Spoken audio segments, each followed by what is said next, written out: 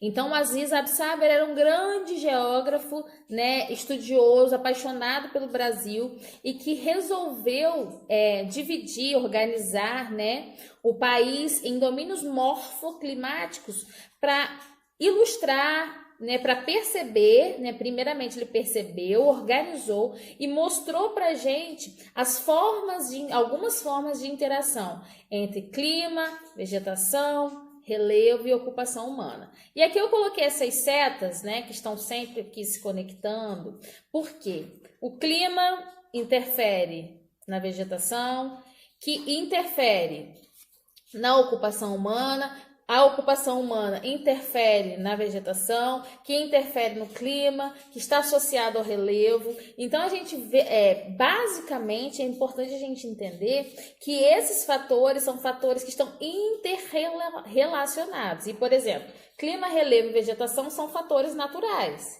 né? Então, convivendo aqui dentro de uma ideia de teoria geral dos sistemas, em interdependência. A ocupação humana, né, ela se coloca aqui como mais um fator dentro desse processo. E a gente vai ver que a ocupação humana, ela é um fator de desgaste, muitas das vezes, das condições da vegetação, né, que podem alterar, né, os climas, né, e alterar também os relevos. E como está tudo interconectado, interligado, conectado, né, tudo isso se transforma. Tudo isso está sendo transformado continuamente, sendo transformado, se transformando, né? Por isso as setas aqui indicam várias coisas. Então, né? Então deu para entender basicamente aí, clima está associado a relevo, que está associado à vegetação, que está associado à ocupação humana, que está associado ao tipo de vegetação, se a gente pegar basicamente, né? As formas de ocupação humana organizam a vegetação, se há desmatamento, se não há desmatamento, né? Se essa vegetação está sendo respeitada. E aí, se você faz uma retirada da cobertura vegetal, você tem uma exposição do solo. Essa exposição do solo vai levar a fatores erosivos mais constantes, deslizamentos de encostas, né? A partir do contexto, do formato de relevo. E isso pode provocar alterações, né? Principalmente na construção antrópica, né? Na construção dos seres humanos, e tudo isso aqui está relacionado. Hoje a gente vai falar basicamente de dois domínios morfoclimáticos, tá? O domínio amazônico e o domínio mares de morros. Então, eu separei aqui algumas características principais de cada um. Domínio amazônico. Domínio amazônico, principais características: formação de floresta densa, né? Densa, florestas de grande porte, rica em biodiversidade, clima úmido e chuvoso, complexa rede de drenagem e baixas altitudes. Então, o que acontece? Aqui a gente falou de vegetação, floresta densa, que está associada ao tipo climático, né? E aí esse tipo climático, que tem características de ser úmido e chuvoso. Então, a gente tem aqui um tipo climático que altera as formas também de construção de drenagem, por exemplo, a vazão dos rios, né? Os grandes rios, como o Rio Amazonas, eles não estão, por acaso, associados ao domínio amazônico, mas tem a ver com o quê? Com o clima, com a rede de chuvas, a rede de drenagem, as baixas altitudes, né? Então, a gente vai ver que tudo isso daqui está relacionado. Aqui eu trouxe para vocês um esquema, tá? Chega mais perto, que mostra um pouco, tá? De algumas formas de vegetação lá no domínio amazônico, tá bom? Aqui, separei para vocês, ó. Que vocês podem perceber que esse aqui em azul, né, é um rio, né, uma área alagada, um rio. Aqui é o corte do relevo, tá vendo? Aqui a gente tem um rio. Aí a gente vai ter, né, principais tipos de desenvolvimento de vegetação: mata de igapó, mata de várzea, mata de terra firme. O que seria essa mata de igapó? Aqui, ó. Mata de igapó seria a vegetação que se desenvolveria nessa área constantemente inundada. Ou seja, a vegetação que vai nascer, né, a vegetação específica desse lugar aqui, que a gente vai chamar de mata de igapó, né, o tipo de vegetação que vai se desenvolver neste lugar é um tipo de vegetação que apropriada a áreas inundadas, onde tem água. Aqui, por exemplo, eu coloquei como que vai ser essa vegetação? Ela vai ser uma vegetação de pequeno porte, né? Principalmente formado por vitórias régias, orquídeas e bromélias, ou seja, espécies que estão adaptadas a esse contexto de inundação, né? As chamadas plantas aquáticas, né? Que se adaptam a esse ritmo aqui aquático. Aí, passando um pouquinho para as laterais, a gente vai ter a mata de várzea, tá? O que seria essa mata de várzea? Percebem que aqui na área de igapó é permanentemente inundada, sempre vai estar com água, sempre vai ter água no processo. Mata de várzea. Mata de várzea, quando se estende aqui para as laterais, como será essa mata de várzea? Vai ter baixa várzea e alta várzea, tá? A vegetação de baixa várzea é essa que está mais próxima da área inundada. A vegetação de alta várzea é a que está mais distante da região inundada, tá? Aí, isso também vai fazer uma diferenciação entre os tipos de plantas, o tipo de vegetação que irá se encontrar.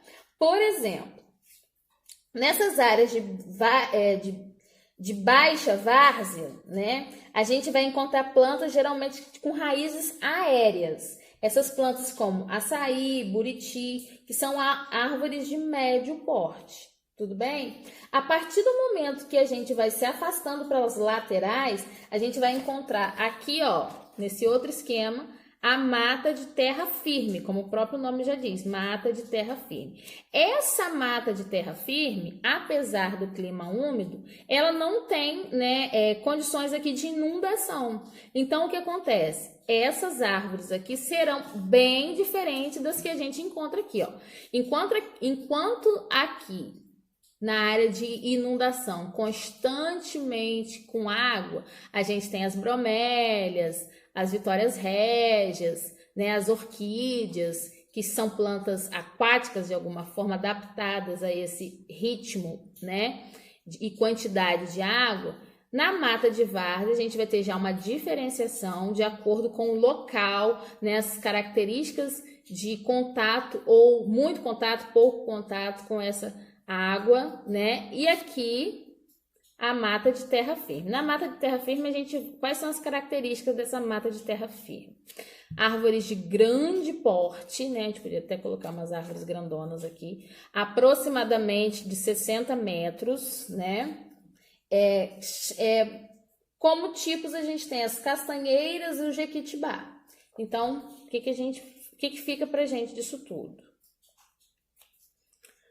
O tipo de relevo, tá vendo que aqui o relevo é mais baixo? Tipo de relevo associado ao clima, que aqui a gente tem um clima predominantemente úmido, então há uma grande circulação aqui de drenagem de água, né? Então, forma do relevo, o clima, que vai determinar pouca, muita, né, quantidade de chuva, o relevo que vai adensar águas aqui na parte mais baixa e não adensar água nas partes mais altas, né? Isso também vai diferenciar as formas de vegetação que a gente vai encontrar nesse lugar, tudo bem? Mata de várzea permanentemente inundada, então está associada a plantas aquáticas que estão adaptadas a esse volume de água constante.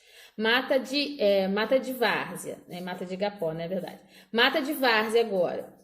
São áreas que podem ficar temporariamente inundadas. Aí tem as baixas várzeas e as altas várzeas, né? Baixas várzeas mais perto da mata de igapó, alta várzea mais distante. Mata de terra firme. Outras características de vegetação, né? Árvores de grande porte. Então a gente vai ter aqui, ó, pequeno porte, médio porte e grande porte. Pequeno, médio, grande porte, associado às formas de relevo, né? Clima, que aí também transforma a vegetação. E aqui faltou o fator, né, humano. Aqui não está inserido o fator humano. Mas provavelmente o quê?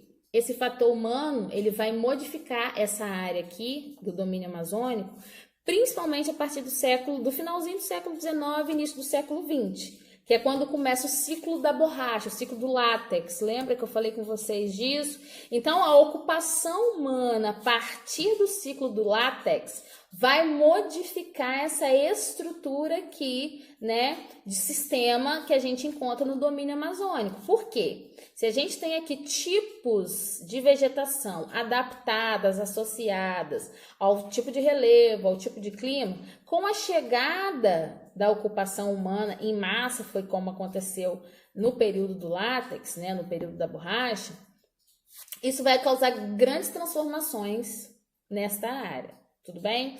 Aí, falando sobre grandes transformações humanas, a gente vai falar sobre um domínio, né, o domínio que fica aqui, principalmente na nossa região, né, ele está associado aqui a todo o litoral brasileiro, originalmente associado, né, porque hoje só resta, em média, 13% da vegetação de Mata Atlântica, né, que é a vegetação correspondente ao domínio Mares de Morro. Então, domínio Mares de Morro. Domínio Mares de Morro, aqui eu fiz esse desenho para mostrar. Originalmente, ele poderia ser encontrado em todo o litoral brasileiro, tá vendo? Desde o Rio Grande do Norte até o Rio Grande do Sul. Tudo bem? Então, ele vai passar aqui, ó, por várias faixas, né, climáticas aqui do Brasil. Aqui próxima à linha do Equador, aí aqui já o Trópico de Capricórnio. Então, ele vai ter diferenças climáticas, né, por conta da sua grande extensão longitudinal, né? Então, ele vai ter grandes diferenças climáticas e a partir do momento que ele tem diferenças climáticas, ele vai apresentar também diferenças nas formas de vegetação, né?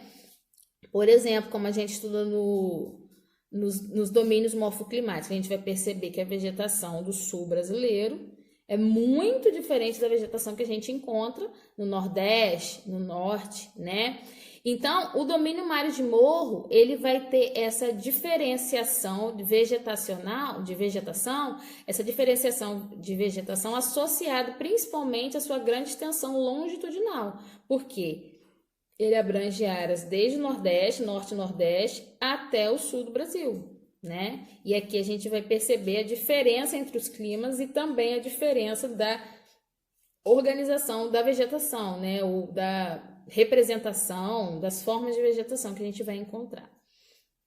Falando sobre ocupação humana. Domínios Mares de Morro é um dos domínios mais devastados, destruídos do Brasil, porque ele está historicamente associado, né, à colonização. Né? No período da colonização, esse foi um dos primeiros domínios, né, a serem modificados, destruídos, logo depois abrigou as grandes cidades, os grandes conglomerados urbanos, né, o grande adensamento populacional, né, aqui eu botei densamente povoado, Mares de Morro, densamente povoado, com desmatamento em torno de 87%, né, aqui eu coloquei SOS Mata Atlântica, que é uma ONG, né, que levanta essa questão da preservação, da necessidade de preservação de Mata Atlântica, que ainda continua sendo destruída para construir casas, para abrigar áreas de expansão agrícola, enfim, para construir novos empreendimentos, né?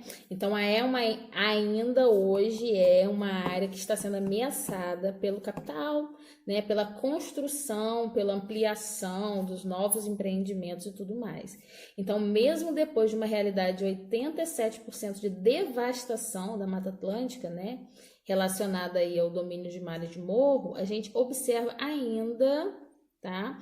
Principalmente relacionada à indústria e à especulação imobiliária, a construção de imóveis, né? De encarecimento dos terrenos.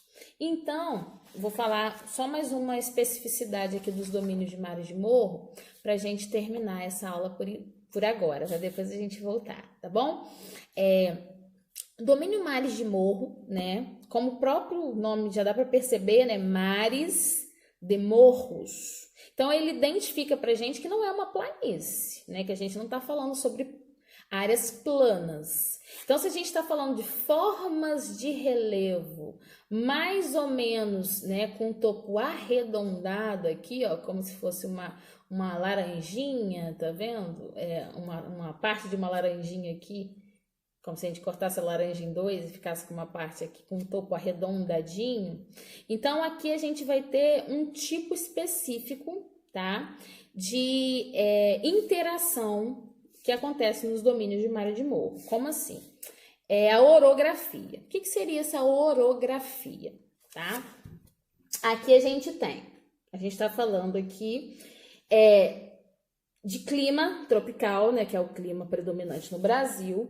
Então aí esse clima tropical com elevadas temperaturas vai provocar ou promover o processo de evaporação, né, que você já sabe do ciclo da água.